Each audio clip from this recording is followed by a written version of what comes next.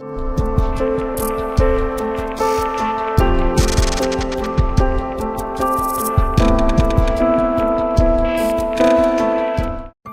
programa não é recomendado para menores de 14 anos.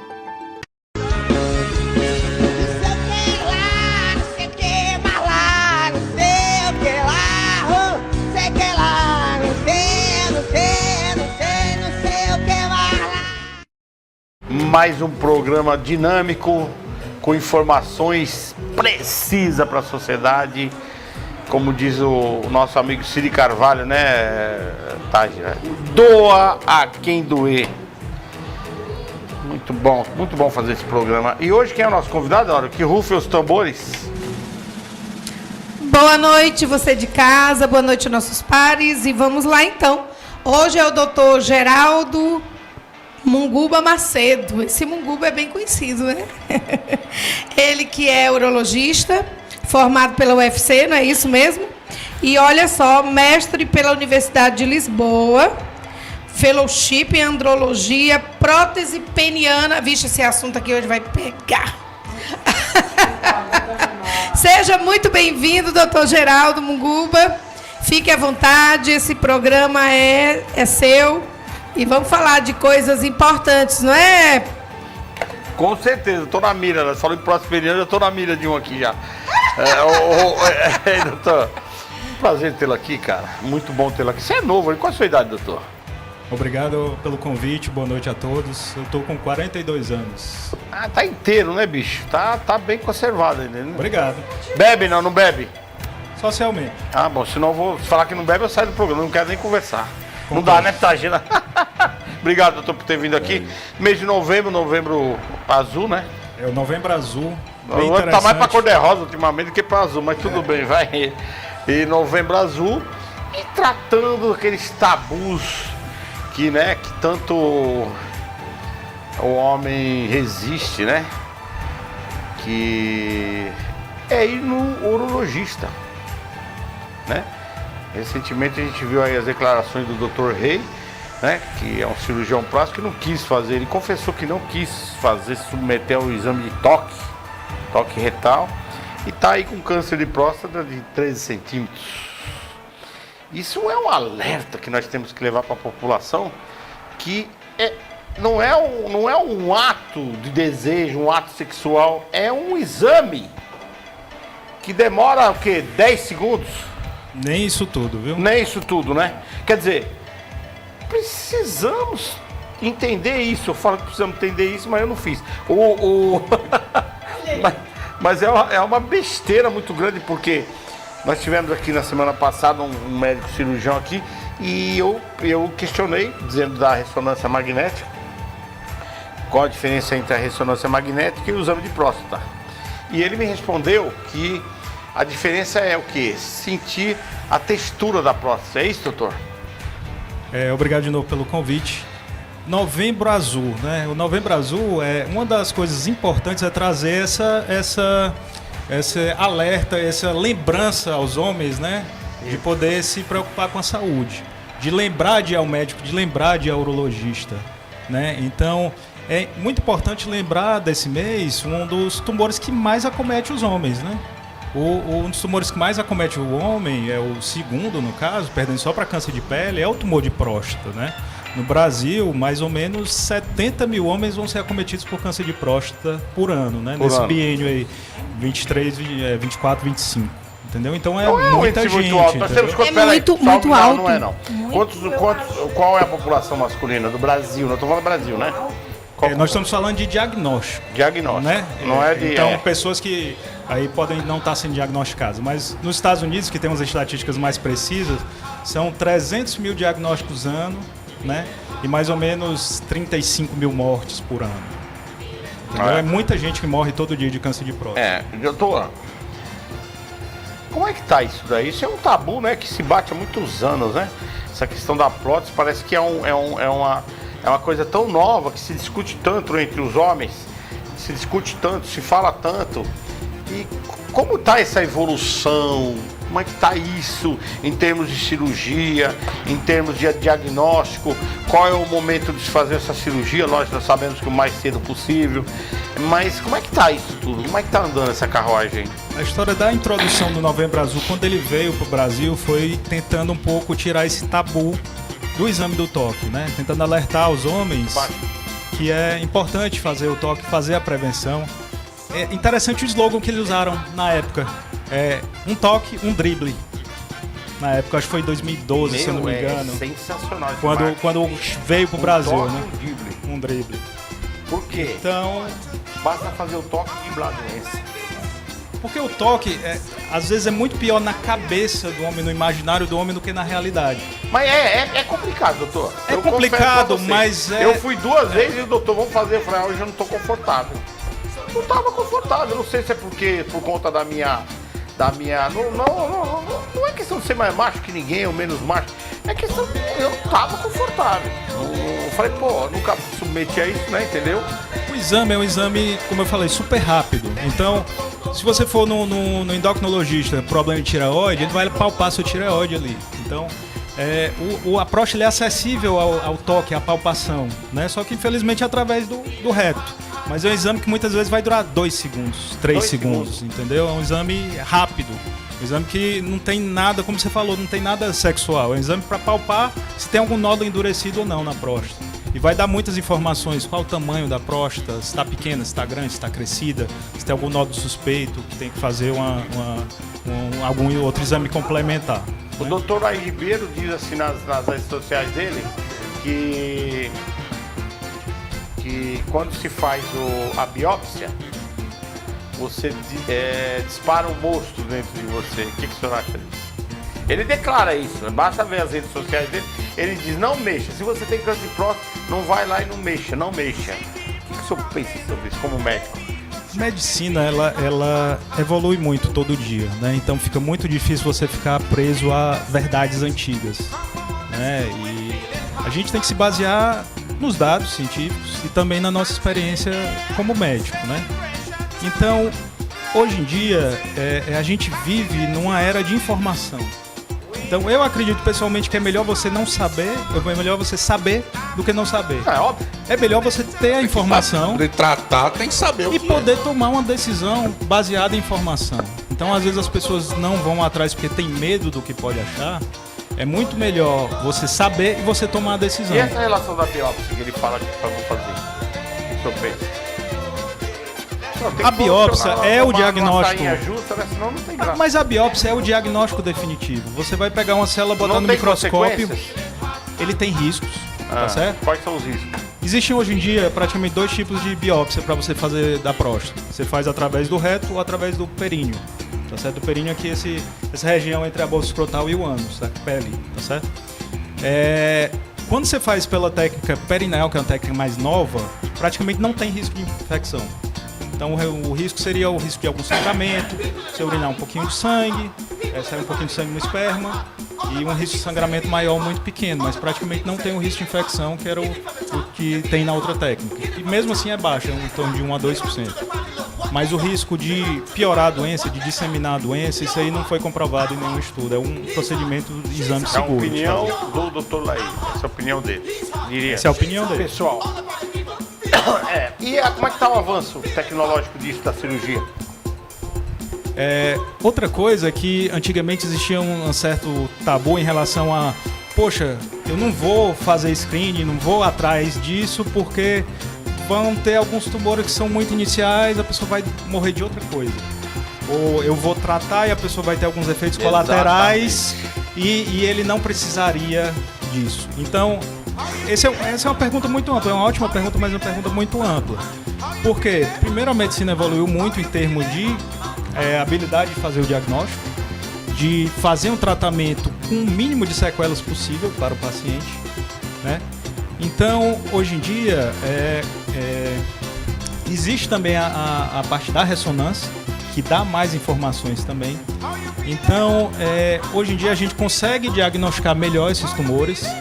No futuro a gente vão ter testes genéticos que já estão sendo introduzidos para decidir melhor ainda qual tumor qual operar e não operar.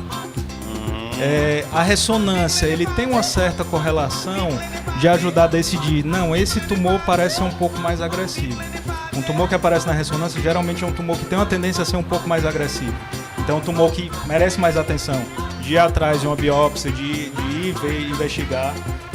Porque qual é o problema do câncer de próstata? Em geral, ele é um tumor de crescimento lento, certo? Às vezes, entre uma célulazinha inicial e um tumor agressivo, espalhado, pode demorar 5, 10, 15 anos, certo? Então, esse é um problema que também dificulta os estudos. Imagine você fazer um estudo de 15 anos de duração. Você tem que ter um instituto, você tem que chegar lá. Então, algumas decisões foram tomadas antigamente. Vários critérios, né? Vários critérios, para poder continuar a pesquisa, mesmo que o pesquisador principal saia e tudo continue. Então, muitas decisões foram tomadas com estudos de 5 anos, de 7 anos, que não mostravam nenhum benefício de você fazer um screening nos pacientes. Poxa, se eu tenho um tumor que às vezes demora 10, 15 anos para poder se manifestar, se eu fizer um estudo de 5 anos, vai mostrar que a maioria não tem câncer. Então, não é um estudo adequado para dar esse tipo de resposta para os pacientes, né? O fato dessa demora do crescimento da célula do tumor, isso pode ser benéfico para o paciente no sentido de tratamento? Existe tratamento para esse período? Você disse que é difícil até ter um avanço no tratamento por conta dessa demora, né? Mas já pode existir um tratamento paralelo. A palavra-chave nessa sua pergunta é que alguns tumores são de crescimento lento, não todos. Então, na hora que você dá um diagnóstico inicial, às vezes é muito difícil saber se esse tumor vai demorar 5, 10 anos, 15 anos para se manifestar, ou se daqui a 3 anos esse paciente já vai estar metástase no corpo todo. Tá certo? Aí que entra a biópsia. A biópsia já ajuda a nos dar essa informação. Esse é um tumor mais lento que eu posso aguardar, posso simplesmente observar e ficar acompanhando esse paciente. Ou é um tumor que tem uma tendência de ser muito agressivo, que a chance que tem de tratar é aquela chance ali. É e aquele aí momento vai muito ali. Da habilidade do médico, né? Isso, da habilidade do médico e dos exames complementares que a gente já tem hoje em dia. Aquelas cápsulas que usam de radiação que a pessoa introduz na próstata, não tem uma cápsula aqui? Tem sim, isso aí a gente já vai para o tratamento, né? Então, quando a doença está localizada, está apenas na próstata, né, você pode usar um tratamento localizado. Seria o quê? Cirurgia ou radioterapia, né? A cirurgia, nós temos a cirurgia aberta, que é mais antiga, a cirurgia por vídeo, que já é um pouco mais nova, e o que tem mais novo hoje em dia em termos de cirurgia do mundo, que é a cirurgia robótica, que a gente já tem aqui em Fortaleza. Que é top. Isso, o nosso grupo foi um dos pioneiros aqui no Norte-Nordeste, né? A gente tem vários médicos excelentes aqui em Fortaleza que fazem muito bem essa cirurgia, com resultados muito bons, tá certo? Então, quando a doença é localizada, tratamento localizado. Você pode fazer a cirurgia, top que tem a Ferrari que hoje tem é a cirurgia robótica, é a melhor chance que o paciente tem em termos de ficar curado e em termos de ter menos sequelas do tratamento. Ou a radioterapia. A radioterapia ele também tem várias formas que pode ser feita, com feixes externos. Fica controlando, né? A radioterapia ele vai destruir as células daquela região, células tumorais e células normais também. Então não é um tratamento sem efeitos colaterais, sem para-efeitos. Apesar de que também está evoluindo muito, né? Então hoje em dia nós temos feixes cada vez mais localizados para tentar destruir só aquele tecido ali da próstata, tá certo? E uma das formas de você introduzir radiação no corpo do paciente é botar um pelletzinho, um comprimidozinho radioativo direto ali naquela região. Mas tem especialista que pode falar melhor do que isso, que eu não tenho muita experiência, mas a minha experiência com esse tipo de tratamento não é muito boa em termos de resultado do paciente e de efeito colateral, deixa um pouco a desejar. Bom, eu vou fazer uma última pergunta e depois eu vou passar para vocês aí, ficar bem à vontade nas perguntas, tá? Porque esse assunto me interessa muito e é muito polêmico. O povo de casa é um tabu realmente, né?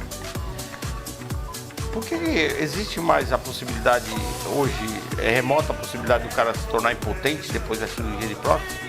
Ou porque eles removiam antigamente a próstata toda na cirurgia aberta e hoje já não tem mais essa possibilidade? Como é que é? Fala um pouco sobre isso.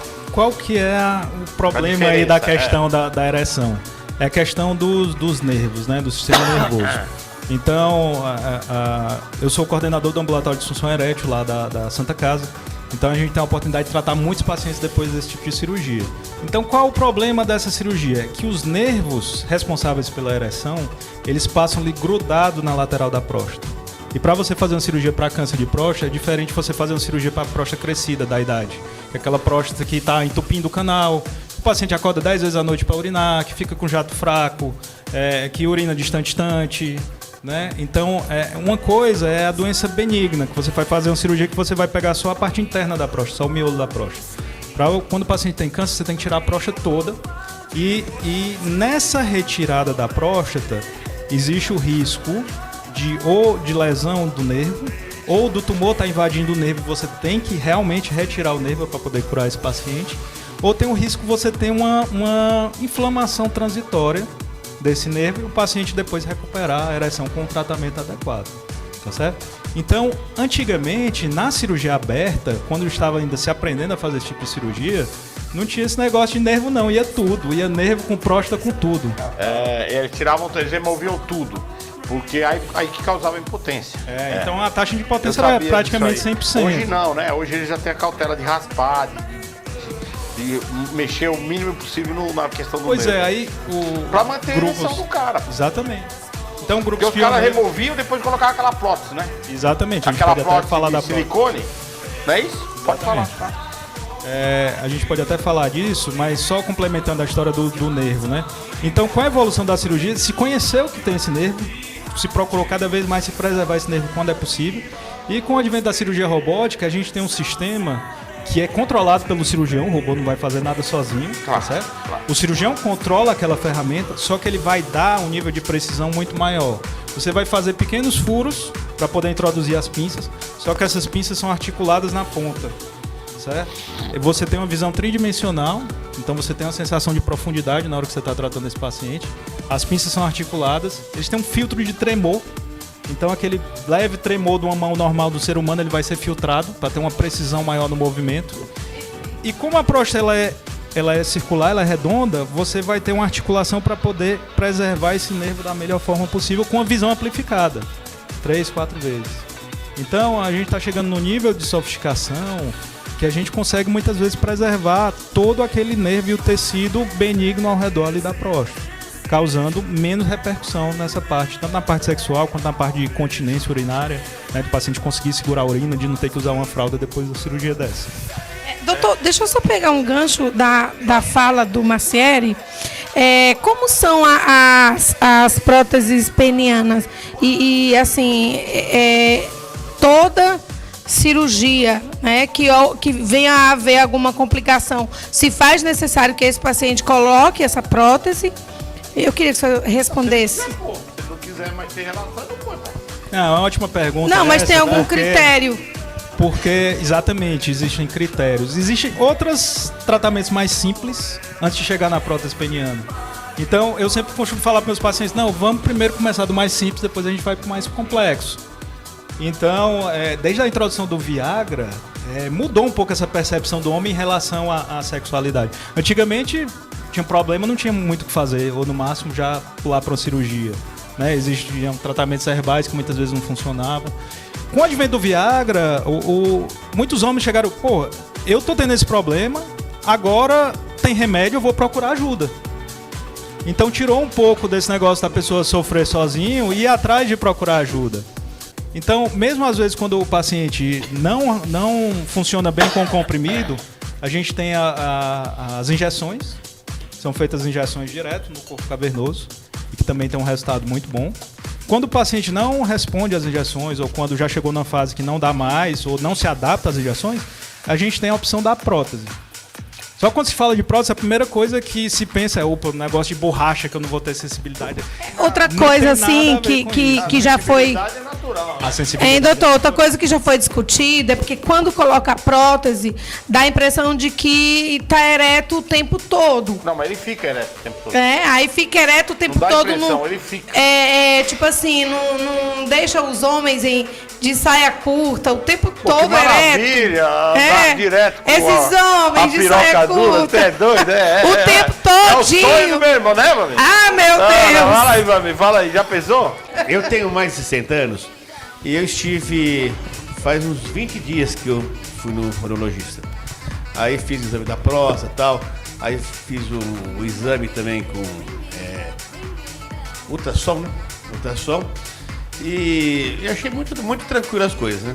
E uma coisa que eu guardei, falei, tem problema e tal? Eu falei, não, ele falou assim, ó, quando eu precisar, toma citrato de sidenalina, né? Esse é o nome? Sildenafil é o famoso Viagra, né? Mas eu gravei muito esse nome, citrato de sidenalina. Toma desse daí que resolve qualquer problema. Já tá na verdade fase isso, Viagra, né? Não resolve qualquer problema, né? Mas resolve boa parte dos problemas. O Viagra ele é uma droga mais antiga, né? Então, quando ele foi desenvolvido, a história do desenvolvimento é muito engraçada, que era um remédio para tratar problema do coração. Então, muita gente achava, não vou tomar Viagra porque vai atacar meu coração. Pelo contrário, ele era um remédio que inicialmente ele foi pesquisado para ser um remédio do coração. Só que o efeito dele no coração era muito fraquinho, não ia competir com os outros que já tinham. Fala, Marcelo, qual a tua pergunta? Você é um rapaz novo aí, deve estar interessado em alguma coisa. Boa noite a todos, telespectadores. Vou falar sobre a prevenção, né?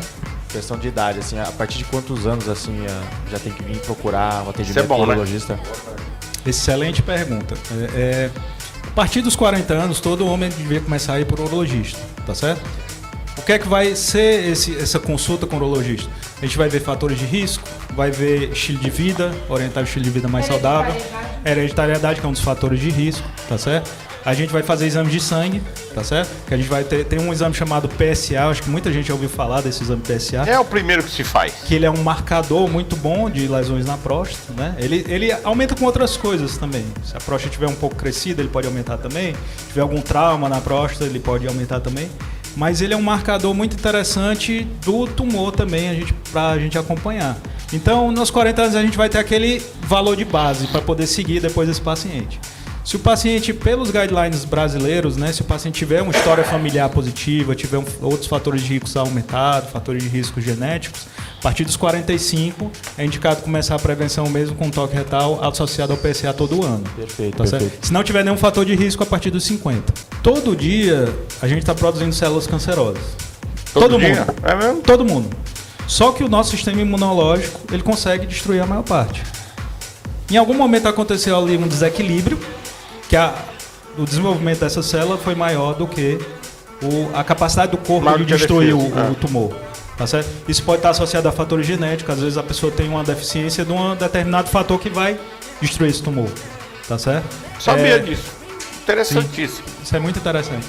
Então, por exemplo, o câncer de mama já foi desenvolvido, já foi pesquisado que tem alguns genes BRCA1, BRCA2 que aumentam muito o risco de câncer de mama. São fatores ali genéticos que eram para corrigir aquelas lesões tumorais e não deixar o câncer desenvolver e aumenta a chance da mulher ter câncer de mama. E também está associado ao câncer de próstata. Então, às vezes na família o paciente não teve nenhum câncer de próstata, mas teve câncer de mama na família. É um risco aumentado também, tá certo?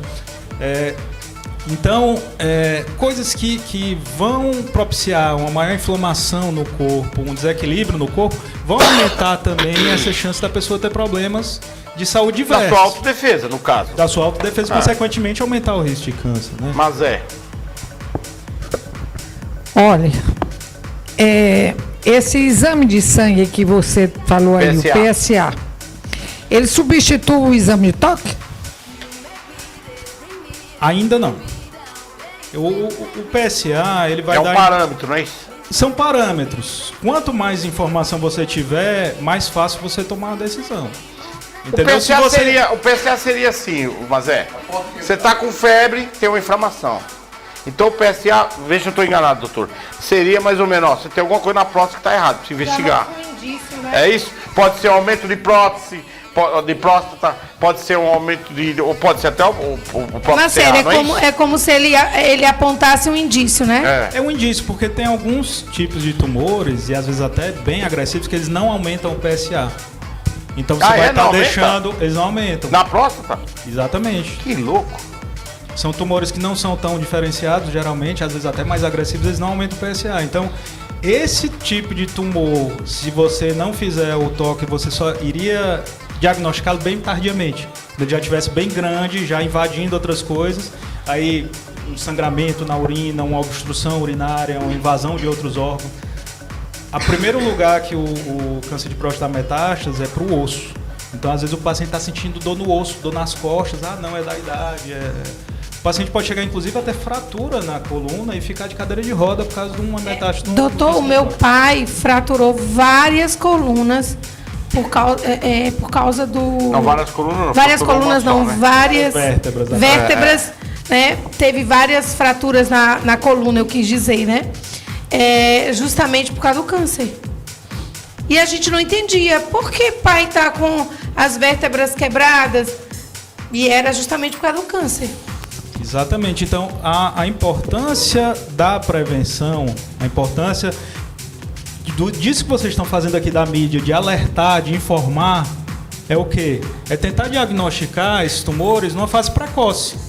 Numa fase precoce, você pode tomar uma decisão. Eu quero aguardar mais um pouco. É um tumor que não tem nenhum indício que é agressivo? Não, vamos esperar mais um pouco, eu consigo conviver com ele, a gente fica fazendo os exames. Se tiver algum indício de que isso que eu acho coerência, de médicos coerentes que tenham essa sensibilidade. Ora, por que eu vou mexer em algo que ainda não vejo a necessidade de mexer? Eu sei que tem alguma coisa ali, mas vamos deixar evoluir mais um pouquinho para me ver se é o que eu preciso mexer ou não é. Por exemplo, eu tenho um tio que tem câncer de próstata faz 40 anos, tem 96 anos. O médico falou de próstata, o tio não morre, não. Se eu tenho um tumor que ele tem todos os indícios de ser um tumor de crescimento lento e pouco agressivo, é uma coisa. Se eu tenho um tumor que ele tem todos os indícios que ele vai ser muito agressivo, que ele vai dar metástase no osso, que ele vai dar fratura óssea em pouco tempo... Vou mexer. Eu vou mexer enquanto eu posso. Eu vou ajudar esse paciente enquanto eu posso. Eu acho isso... Olha, doutor, a mulher, ela é mais cuidadosa com o seu corpo. O útero, né? Colo do útero, a mama. Mas o homem é mais desligado, né? E, pelo menos, medroso. Eu também acho. Esse exame, fazer aqui um ping-pong. Esse exame dói? Esse exame, ele não dói. Ele não é para doer, tá certo? É um exame rápido. Estamos falando de 2, 3 segundos, certo? Você usa um lubrificante para que não tenha dor, não tenha desconforto. Por que vocês, homens, têm tanto medo, hein? Não vou dizer que é um exame agradável, mas não é um exame é desconfortável, você fica lá numa posição desconfortável, esse é o lance, né, doutor? Aí o cara, por exemplo... E a mulher? Doutor, e é numa posição ginecológica, né? Não tô falando de mulher. Daí é o seguinte... É a posição ginecológica? No seu galho, assim, o que nós estamos tá atento nessa conversa, assim, é pelo seguinte... São cabeças e cabeças. São criações e criações. Cada cabeça uma sentença. Não adianta você querer impor. Meu irmão não toma injeção. Mas olha... Uma bichona, porque não toma uma Mas vocês, homens, ficam protelando, tá entendendo? Fica protelando, Cirilo vai falar depois do comercial. Fique ligado aí, nós voltamos com esse assunto polêmico já.